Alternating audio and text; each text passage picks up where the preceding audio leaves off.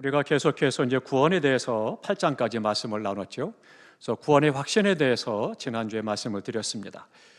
우리가 구원받는다라고 하는 것은 감정이 아니고 느낌이 아니고 하나님의 선포입니다. 그렇기 때문에 하나님께서 우리에게 예수를 믿는 자는 구원을 받는다 말씀하셨고, 그 말씀대로 우리가 예수 안에서 구원을 받았습니다. 이 구원의 확신에 대해서는 우리가 늘 초신자도 마찬가지고 오랫동안 신앙생활 했던 분도 마찬가지고 순간순간마다 그 구원의 확신이 흔들릴 때가 간혹 있는 것 같습니다. 그러다 보니까 구원의 확신이 있을 때는 믿음이 좋은 사람으로 열심히 헌신하고 충성하고 세상 가운데 말씀을 따라 살아가고 하나님의 사람으로 삽니다. 그런데 어느 순간 흔들리면 어느 순간에 그랬느냐는 듯이 전혀 믿음이 없는 사람처럼 그렇게 세상 사람과 똑같이 말하고 행동하는 것들을 보게 됩니다. 우리 성도님들께서는 어떻습니까? 내가 구원받은 하나님의 사람으로 내 삶의 모습이 어떠하냐? 그런 부분이죠. 그런데 바울은 말합니다. 우리의 구원은 결코 어느 누구도 흔들 수 없는 하나님의 은혜요, 그 구원은 확실하다라고 말씀을 하고 있죠. 그러면 이 구원이 흔들릴 때가 언제겠습니까? 그것은 하나님의 사랑에 대해서 의심이 들 때, 그때 우리가 구원이 흔들리게 되는 것을 경험하게 된다 이야기하고 있습니다. 마귀는 어떻게든지 우리로 하여금 하나님의 사랑에서부터 그것을 깨닫지 못하고 의심하게 만드는 것이 굉장히 중요한 사역으로 행하고 있습니다. 그래서 하나님의 사랑을 알지 못하게 하고 깨닫지 못하게 하고 자꾸 의심하게 만들어서 어떻게든지 구원의 확신을 흔드는 것들을 보게 됩니다. 하나님이 끝까지 나를 사랑하실까? 이렇게 내가 부족한데도 나를 사랑하실까? 내가 이렇게 말씀을 따라 제대로 살지도 못하는데 하나님이 나를 사랑하실까? 여러 가지 마음속에 의로운 것 같은 생각을 집어넣어서 그것을 가지고 그렇게 부족한 나를 하나님께서 사랑하실까? 그런 생각을 갖게 하는 거죠. 그렇기 때문에 그런 부분들에 대해서 결코 흔들릴 수가 없다. 그것은 바울은 이야기합니다. 어떤 유혹이 온다 할지라도 하나님의 사랑에 대해서 결코 흔들려서는 안 되겠습니다. 어렸을 때 아이들이 질문을 하죠. 엄마, 나 어디서 나왔어? 이렇게 묻죠. 그럼 엄마가 뭐라고 그래요? 다리 밑에서 주워왔어. 그러면 이제 그 아이는 고민이 되기 시작을 하는 거예요. 다리 밑에서 주워왔대. 내가 엄마 아빠의 아들이 딸이 아닌가 봐 생각을 하고 방황하기 시작을 하고, 그러면서 사춘기 지나가면서 굉장히 힘들어하죠. 마찬가지로 우리가 하나님의 그 사랑과 구원에 대해서 흔들리게 될 때 비슷한 성향이 있다라고 하는 거죠. 주님 앞에 이 사랑에 대해서 결코 흔들려서는 안 되겠습니다. 또 하나는요, 이 구원에 대해서는 죄로 인한 죄책감, 그 두려움들이 우리로 하여금 때때로 구원의 확신을 흔들리게 만드는 그런 것들을 볼 수가 있습니다. 하나님께서 나를 의롭다 하시는데 나는 자꾸 아니라고 하는 거죠. 그것처럼 어리석은 것이 어디 있겠어요. 그러니까 하나님은 성우아, 내가 너를 구원했다 말씀하셨고 예수 그리스도를 통해서 구원하셨는데, 그런데 제가 저 하나님 아니에요, 제가 뜬 것이 부족한데 어떻게 구원받겠어요? 계속 그러고 있다라면 하나님께서 뭐라고 하시겠어요? 너 되게 웃긴다. 야, 내가 너 구원받았다니까, 내가 너 구원했다니까 왜 그래? 뭐 싫은 거야? 황당한 이야기가 되는 거죠. 그런데 하나님께서는 우리를 구원하셨다라고 하는 것에 대해서 이미 십자가에서 과거의 죄, 오늘의 죄, 미래의 죄까지도 다 용서해 놓으셨기 때문에 우리가 이 죄의 문제로 말미암아 구원이 흔들려서는 안 되겠습니다. 그러니까 죄가 나를 죄책감을 집어넣을 때가 있다면 그러면 하나님 앞에 나를 살펴서 죄에 대해서 회개하고 돌이키면 되는 거예요. 근데 그렇지 아니하고 그 죄에 매여가지고 그래서 내가 어떻게 죄를 해결해 볼까 애를 쓴다라면 어리석은 겁니다. 내 방법, 내 삶, 나의 능력 갖고는 절대 죄 문제는 해결할 수 없는 거예요. 오직 예수 그리스도의 십자가의 보혈의 피로서만 우리의 죄가 사해졌고 그 은혜로 말미암아 우리는 구원받은 하나님의 자녀로 살아가고 있는 것입니다. 그렇기 때문에 사단 마귀는 이것을 잘 이용합니다. 순간순간 죄책감을 슬그머니 집어넣어서, 그래서 그 죄책감 때문에 나 같은 것이 그런 생각을 하게 하고 마치 그것이 굉장히 겸손한 것처럼, 그 사람이 믿음이 좋은 사람인 것처럼 스스로를 포장하게 만들고, 그리고는 자꾸 마음속에 오그라들어서 결국은 의심하도록 만들고 구원에 대해서 확신하지 못하도록 역사합니다. 그렇기 때문에 우리가 분별할 수 있어야 되겠습니다. 구원의 확신은 이성 갖고 확신하는 것이 아닙니다. 감정의 문제도 아니에요. 세례의 문답을 하다 보면 이제 그런 질문하는 분들이 많이 있습니다. 그럼 내가 목사님 구원받았으면 뭔가 좀 있어야 되는 거 아니에요? 그렇게 말씀을 하셔요. 아마 우리 성도들 가운데서도 차마 말은 못했어도 그런 생각들을 갖고 계신 분들이 계셨을 거예요. 그러니까 어때요? 그래요. 내가 그럼 예수 믿고 구원받았습니다. 감사합니다. 이제 내가 하나님의 사람으로 말씀을 따라 믿음으로 살겠습니다. 고백하고 주님이 나의 삶에 주님이심을 이야기하고 믿음으로 고백하며 삽니다. 그럼에도 불구하고 순간순간 내가 구원받았다라면 뭔가 있어야 되는 거 아니야?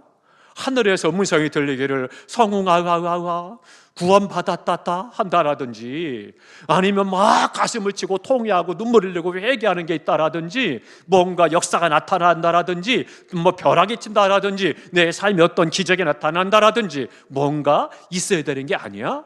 그런 생각을 하기도 합니다. 그런데 하나님께서는 그렇게 하시기도 하지만 그렇게 하시기도 않으십니다.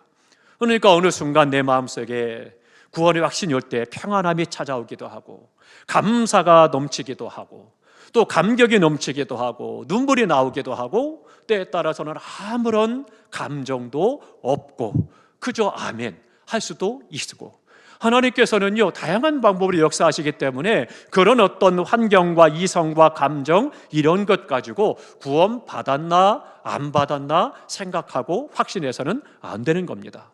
그것이 아니라 오직 구원은 하나님께 있고 예수 그리스도로 말미암아 내가 구원받았음을 믿는 것, 그러니까 하나님이 선포하셨기 때문에, 그렇기 때문에 요한복음 6장에 말씀하죠. 그러므로 진실로 진실로 너희에게 이르노니 믿는 자는 영생을 가졌나니, 그렇게 말씀하십니다. 믿는 자, 예수 그리스도를 믿으면 그는 영생을 가졌나니, 구원을 받았다는 거예요.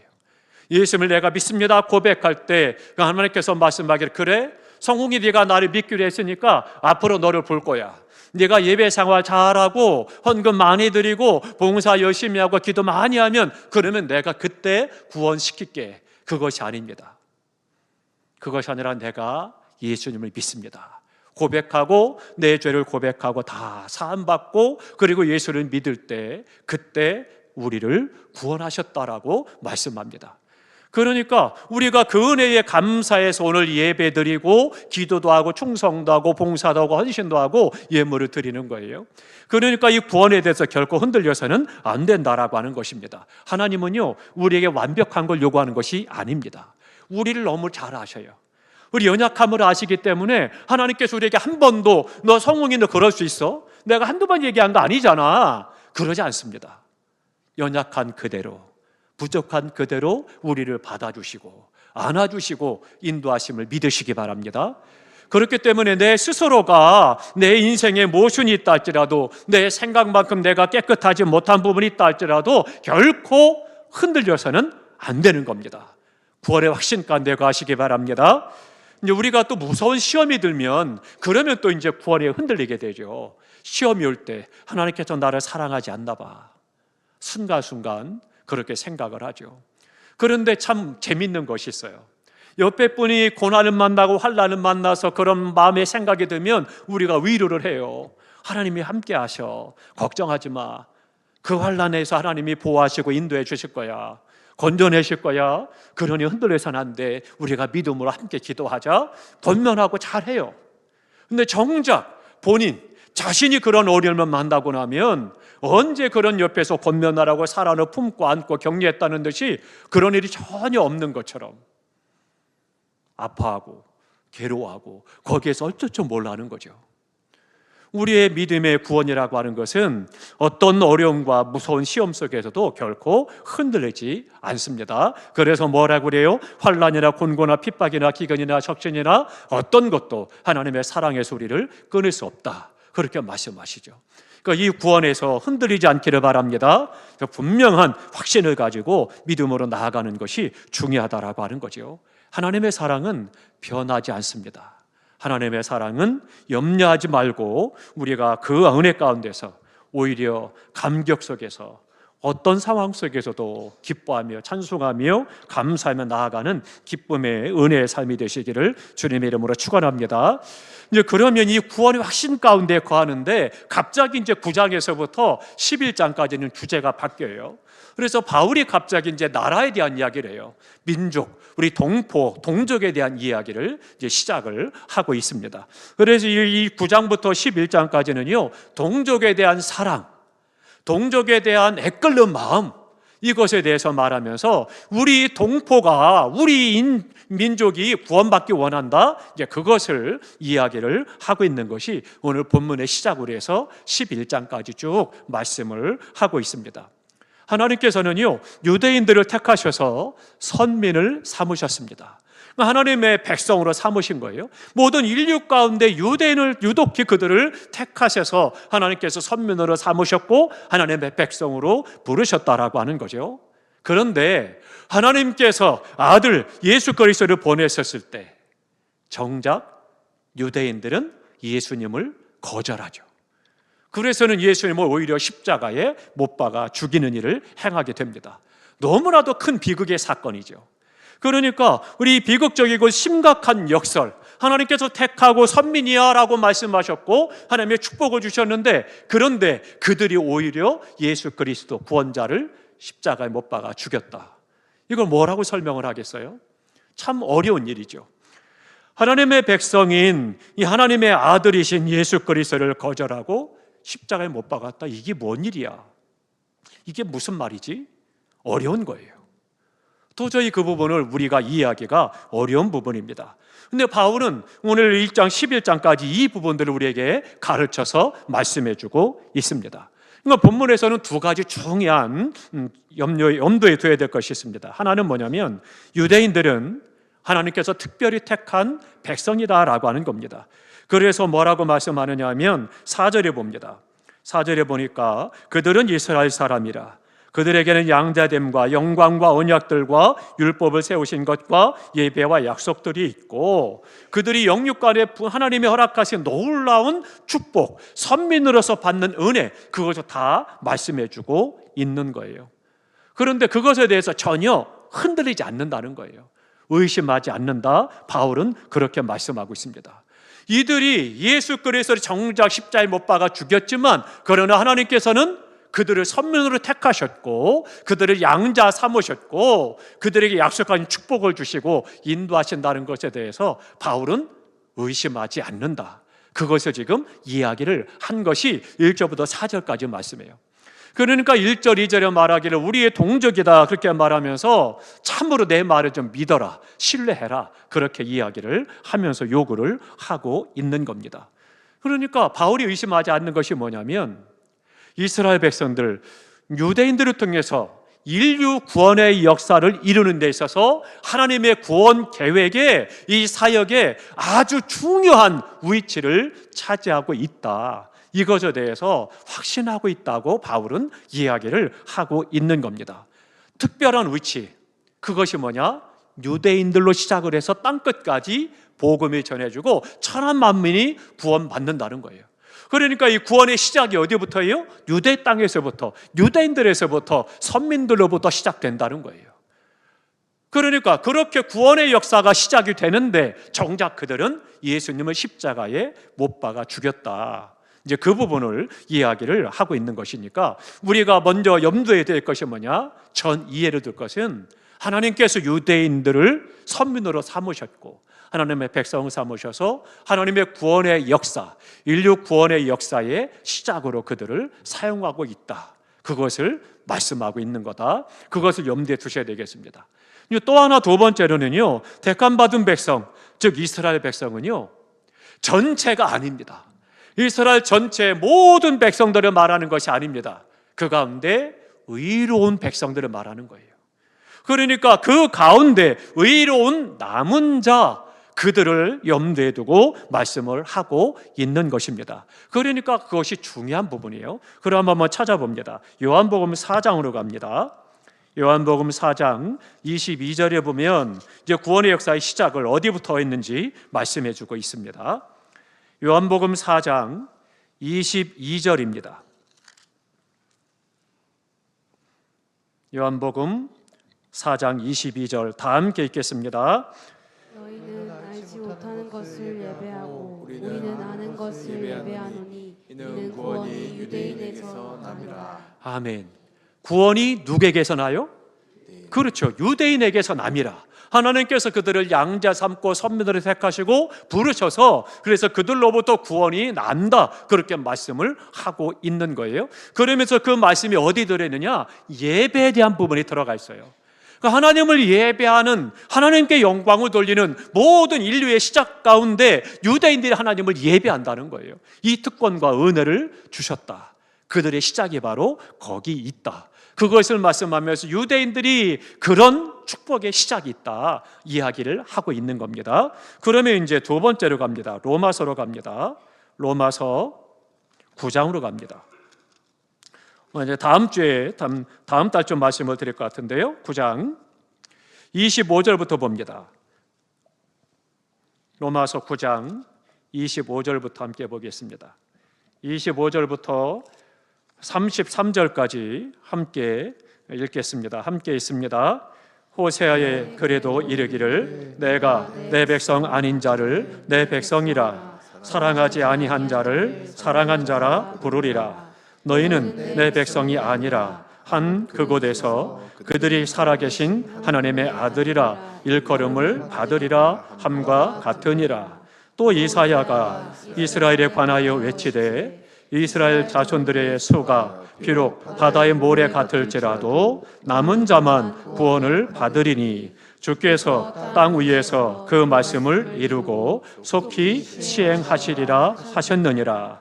또한 이사야가 미리 말한 바 만일 만군의 주께서 우리에게 씨를 남겨두지 아니하셨더라면 우리가 소돔과 같이 되고 고모라와 같았으리로다 함과 같으니라.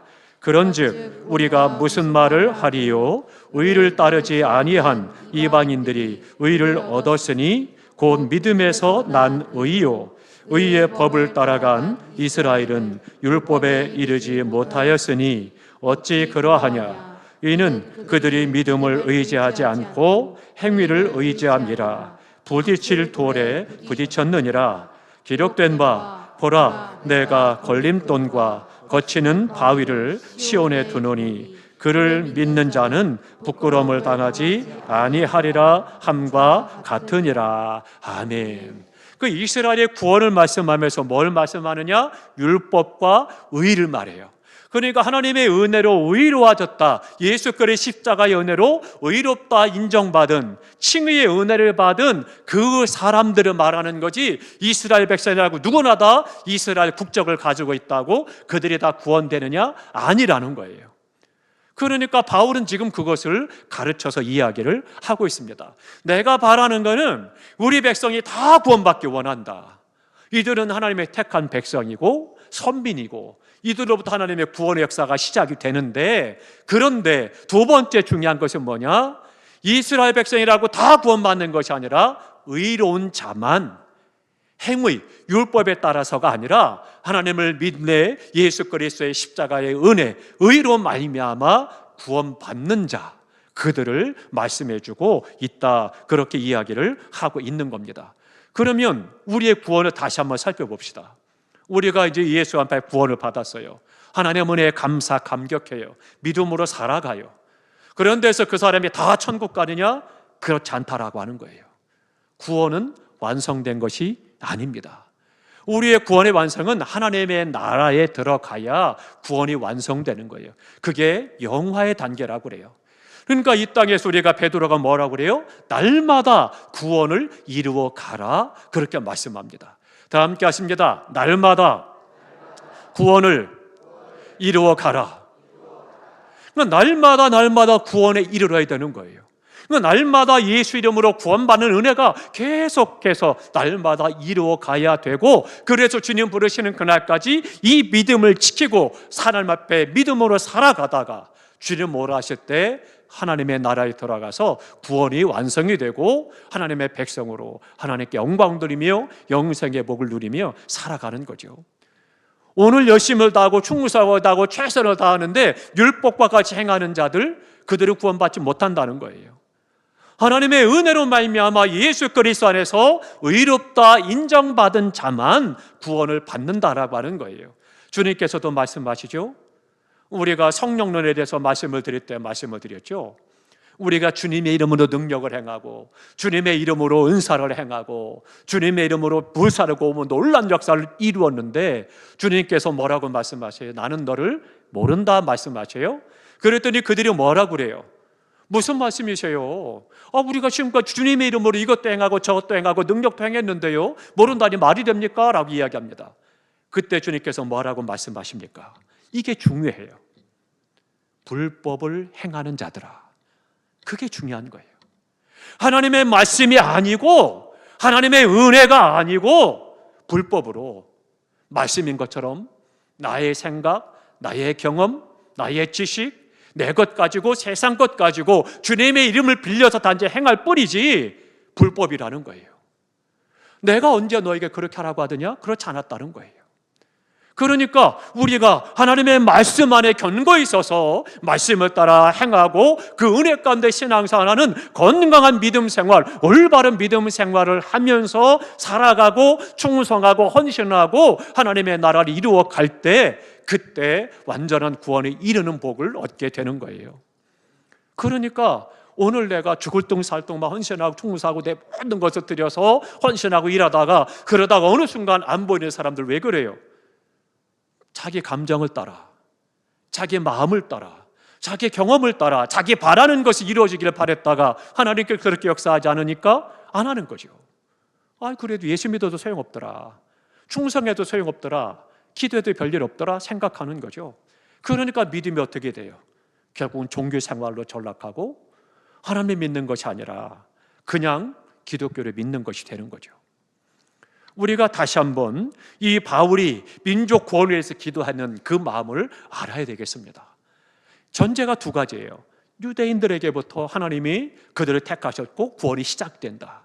그런데 중요한 것은 유대인이라고 다 그런 호적을 갖고 있다고 해서 그 나라 국적을 갖고 있다고 다 구원받는 것이 아니라 예수 안에서 의로움을 받은 남은 자, 그들이 구원을 받는다 말씀해 주고 있습니다.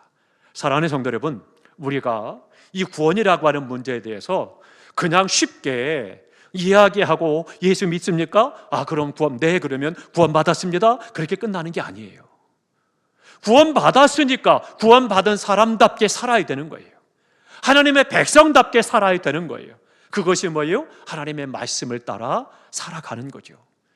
힘들어도 어려워도 불편해도 때로는 이해가 안 돼도 세상 모두가 다 어리석다라고 손가락질을 하고 오해를 해도 내가 손해를 보아도 그것 때문에 또한 잘 되기도 하고 복되기도 하고 좋기도 하고 영광을 얻기도 하고 어떤 상황 어떤 형편에 있든지 그 안에서 우리가 주님을 바라보고 말씀을 따라 살아갈 때 하나님께서는 날마다 구원을 이루는 은혜를 우리에게 주시고 그 안에서 하나님의 영원한 나라에 이르러 영생의 복을 누리고 하나님께 영광 돌리는 구원의 완성이 이루어지는 것입니다. 우리 교회에 속해 있는 우리 모든 성도님들은 한 번도 빠짐없이 다 천국 가기를 주님의 이름으로 축원합니다. 한 심령도 낙오되지 않고 세상으로 나가지 않고 다 구원의 바늘에 서는 축복이 있기를 주님의 이름으로 축원합니다. 저는 목사로서 그 기도할 때마다 너무 마음이 불편하고 어려운 거예요. 하나님 앞에, 하나님, 우리 세연교회 우리 성도들을 저에게 맡기셨는데 한 영혼이라도 시험을 들어 세상으로 나가버리고 믿음을 잃어버린다라면 그 죄책감을 누가 다 받겠습니까? 하나님, 나를 도와주십시오. 우리 성도들에게 믿음을 주십시오. 늘 그런 기도를 합니다. 우리 모든 성도들이 한 번도 빠짐없이 우리 세연께 돌아와서 이름을 적어내고 등록하는 사람부터는 하나님께서 한 심령도 빠짐없이 다 구원받는 구원의 은혜를 누리는 그런 믿음이 되기를 위해서 기도하고 있습니다. 한 심령도 타락하지 않고 세상으로 나가지 않고 믿음을 잃어버리지 않고 다 구원의 바늘에 서기를 주님의 이름으로 축원합니다. 그러면 이제 바울이 1절부터 3절까지 말씀을 하는데, 우리가 고린도 전후서 지금 강해 설교 계속 듣잖아요. 로마서도 강해 설교 듣는데, 그때 계속 반복된 것이 뭐였습니까? 바울이 하나님의 위대한 사도잖아요. 그러니까 가는 곳마다 바울이 막 높이고, 잘 오셨다, 기다렸다, 우리와 함께 하나님의 나라 이루어가자, 함께 교회를 개척하자, 함께 믿음으로 살아가자, 우리가 어떻게 하면 될까요? 이런 분들도 있었지만, 한쪽에서는 어때요? 쫓아다니면서 사도 바울을 방해하는 사람들이 많았어요. 거짓말쟁이야, 저 사람 나쁜 사람입니다, 핍박하는 사람입니다, 사도 아닙니다, 계속 쫓아다니면서 사도 바울을 핍박하고 괴롭혔던 사람들이 많이 있었잖아요. 그런데 그것이 가는 곳마다 있는 거예요. 하나님의 일을 행하고 사명을 감당하는데 그런 어려움들이 계속해서 있었습니다. 그러다 보니까 오늘 본문에도 그 말씀을 하는 거예요. 1절 보니까 내가 그리스도 안에서 참말을 하고 거짓말을 아니하노라, 그렇게 말씀합니다. 참말을 하고 거짓말을 않는다는 거예요. 그게 뭐냐면 자꾸 사람들이 쫓아다니면서 회방을 하는 거예요. 야, 바울이 말하는 거 거짓말쟁이야, 저 사람 사도 아니야, 계속해서 방해합니다. 그러니까 얼마나 힘들겠어요. 얼마나 고통스럽겠어요. 사람의 마음이 참 묘한 거예요. 아닌 줄 알면서도 자꾸 옆에서 이야기하면 어느 순간 그런가? 그렇게 돼요. 참 그거 이상하죠. 그런데 주변에서 말하는 사람들이 어떤 거예요? 좋은 말, 축복하는 말, 사랑하는 말, 생명의 말, 진리, 사실, 그런 것을 말하기보다는 어때요? 거짓말, 모해하는 말, 음해하는 말들 더 많이 하거든요. 속닥속닥 하는 사람들 보면 대부분 그래요. 그런데 한두 번은 아유 그거 아니야, 그 사람 그런 사람 아니야 이야기하지만, 자꾸 얘기 듣다 보면 어느 순간 그런가? 그리고는 마음이 흔들리는 거예요. 그래가면서 거기에 같이 부활해동해가지고 함께 죄를 짓는 거죠. 그거 안 되는 거거든요. 근데 이 유대인들도 마찬가지예요. 바울이 가서 복음을 전한 데마다 쫓아다니면서 방해하고 회방하고 핍박하고 박해를 하니까 어느 순간 어떤 사람들은 진짜 그런가? 그런 생각을 하고 있는 거예요. 그러니까 바울이 제발 좀 내 말 좀 믿어라, 내 말 좀 신뢰해라, 내가 거짓말하는 것이 아니야, 참말 진리를 말하고 있다, 이야기를 하고 있다라고 하는 거예요. 그래서 유대인들 가운데 정말 내 말, 참말, 진리 되신 예수 그리스도 이 말을 듣고 구원받기를 위해서 그가 기도하고 있으면서 말하는 거예요. 너무 고통스럽다, 너무 근심이 크다. 왜요? 유대인들이 선민이요 택한 백성이 하나님의 사람임에도 불구하고 예수 그리스도를 믿지 않고 바울이 전하는 복음을 믿지 않고 거절하고 거짓말장이라고 하니까 너무 고통스러운 거예요. 그것을 1절에 말씀합니다. 나에게 큰 근심이 있는 것과 마음이 그치지 않는 고통이 있는 것이, 그렇게 말하는 거예요. 내 동족이 다 구원받기 원하는데 그들이 예수님의 십자가에 못 박아버리고 선민이요 택하심을 받았음에도 불구하고 그렇게 행하니 얼마나 마음이 안타까운 거예요. 그러니까 동족에 대한 뜨거운 사랑, 애끓는 사랑을 가지고 이야기하는 거예요. 제발 좀 내 말 좀 들어라, 나 거짓말하는 거 아니야, 내가 진리를 말한다. 지금 바울이 그렇게 이야기하고 있는 겁니다. 그리고 나서 바울이 이야기를 하는 거예요. 자신의 말을 신뢰해 주기를 위해서 요청하는 것이 뭐냐면 1절에 말하죠. 내 양심이 성령 안에서 나와 더불어 증언한다. 내가 하는 말이 참말이야. 그것을 누가 증언하느냐? 성령께서. 그리고 내 속에는 양심이 증언한다는 거예요. 양심에 거리낌이 없다는 거예요. 참말을 하기 때문에. 그래서 거리낌이 없이 또한 성령께서 그것을 보증한다, 증언한다, 그렇게 말하고 있는 것입니다. 그러면 왜 사람들이 바울이 복음을 전했을 때 그것에 대해서 알레르기 반응을 보이고 그리고 거짓말쟁이라고 하고 핍박을 하고 힘들게 했느냐라고 하는 거예요. 왜 그랬을까요? 바울이 그냥 생김새가 싫어서 나 그냥 너 싫어 그래서 그랬을까요? 아닙니다. 아니면 이전에 바울이 예수 믿는 사람을 잡아 죽이는 사람이었기 때문에 그렇기 때문에 그랬을까요? 이것도 아닙니다. 바울이 전하는 복음 때문입니다. 그 복음이 뭐래요? 누구든지 예수를 믿으면 구원받는다는 거예요. 그러면 이것이 뭐가 문제예요? 유대인들은 그거예요. 야, 우리가 하나님이 있어 우리를 택하셨고 우리만 구원받는데 너 미쳤어? 이방 사람이 어떻게 구원을 받아? 이방 사람이 어떻게 예수 믿고 구원받는 거야? 말도 안 되는 소리 하고 있어. 아니야, 넌 잘못된 거야. 그래서 유대인들에게는요, 사도 바울이 뭐냐? 지금으로 말하면 이단자예요. 그들이 볼 때는 복음이 아닌 복음을 전하는 거예요. 그러니까 잘못된 복음을 전한다고 생각하니까 어때요? 유대인들이 다 들고 일어나는 거죠. 그래서는 바울을 핍박하고 가는 것마다 쫓아다니면서 박해를 하고 거짓말쟁이라고 하고 인정하지 않고 받아들이지 않는 거예요. 근데 바울은 유대인뿐만 아니라 인류 모든 사람들이 누구든지 예수를 믿으면 구원받는다라고 선포하니까 이 진리의 말씀에 대해서 문제가 된 거죠. 그러다 보니까 전통적인 유대인들은 어때요? 순간순간마다 바울을 불신하고 증오하고 경멸하고 제거하려까지 했던 것을 볼 수가 있습니다. 사도행전 24장에 가보면은요, 바울을 죽이려고까지 하는 그런 것들을 볼 수가 있습니다. 우리 함께 찾아봅니다. 사도행전 22장으로 가보겠습니다. 22장, 사도행전 22장 22절입니다. 얼마나 바울이 복음을 전하면 히스테리 증상까지 보였느냐라고 하는 것을 잘 기록하고 있습니다. 사도행전 22장 22절입니다. 사도행전 22장 22절 다 함께 있습니다. 이 말하는 것까지 그들이 듣다가 소리질러 이르되 이러한 자는 세상에서 없애버리자 살려둘 자가 아니라 하여. 아멘.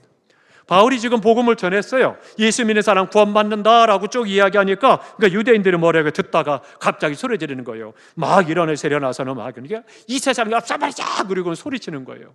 그래가지고는 옷을 벗고 던지고 막 티끌을 공중에 날려가면서 히스테리진 사람만 보이는 거예요. 그만큼 싫어했던 거예요. 그들에게 생각하는 복음이 아니거든요. 그러니까 이단이었기 때문에 그들은 그렇게 널리를 펴고 역사를 했던 것을 볼 수가 있습니다. 그래서 바울이 말하는 거예요. 제발 내가 참말을 하니 나는 거짓말자이가 아니야. 좀 진리를 받아들이고 구원받길 원한다. 그것을 지금 이야기를 하고 있는 겁니다. 그런데 이제 바울이 또 한 가지 중요한 게 있습니다. 그래서 내 말을 좀 제발 좀 들어달라. 그래가면서 두 번째 뭘 이야기하느냐? 그러나 나를 핍박하는 자요, 나를 박해하는 자요, 복음을 받아들이지 않는다 할지라도, 또 예수님이 십자가에 못 박아 죽였다 할지라도 나는 여전히 우리 백성, 우리 동족을 사랑한다. 그것을 이야기하는 거예요. 그래서 그들이 이 진리를 깨닫고 구원받기 원한다. 그것을 계속해서 5절까지 이야기를 합니다. 그런데 그냥 단순히 말로만 내가 이런 사람이야 나타내려고 말한 것이 아닙니다. 말만 뻔지르르하게 그렇게 공약처럼 말한 것이 아니에요. 뭐라고까지 이야기를 해요? 내가 버림받을지언정 내 사랑하는 우리 동족이 다 구원받기 원한다. 내가 죽어서라도 지옥에 가서라도 우리 부족이 다 구원받을 수만 있다라면 그렇게 되기 원한다고까지 이야기를 하는 거예요. 내 생명을 버리면서까지도 우리 동족이, 우리 유대인들이 구원받기 원한다? 그것을 지금 이야기를 하는 거예요. 얼마나 사랑하는가 그것을 잘 보여주고 있는 거죠. 어떻습니까? 우리가 사도 바울의 이 말, 주님의 마음을 가지고 동족을 사랑하고 사람을 사랑하고 그 영혼들이 구원받기 원했던 그 뜨거운 사랑, 그것이 우리에게 있어야 한다는 겁니다. 우리가 부흥을 이야기하고 위에서 기도하고 또 축천도 축제를 하고 열심히 해요. 그런데 사도 바울만큼 이렇게 뜨거운 영혼에 대한 사랑이 없다면 어려워지는 거예요. 우리가 그 영혼에 대한 불쌍히 여기는 마음, 긍휼히 여기는 마음, 사랑하는 마음이 애끓듯 있어야 된다는 거죠. 그 마음을 가지고 있어야 우리가 복음을 전할 수가 있고 또 복음을 전할 때 성령님이 역사하고 영혼의 구원받는 기적과 은혜들을 경험할 수가 있는 겁니다. 우리가 입술로만 사랑할 수 있고 입술로만 복음을 전할 수 있다면 얼마나 좋겠습니까?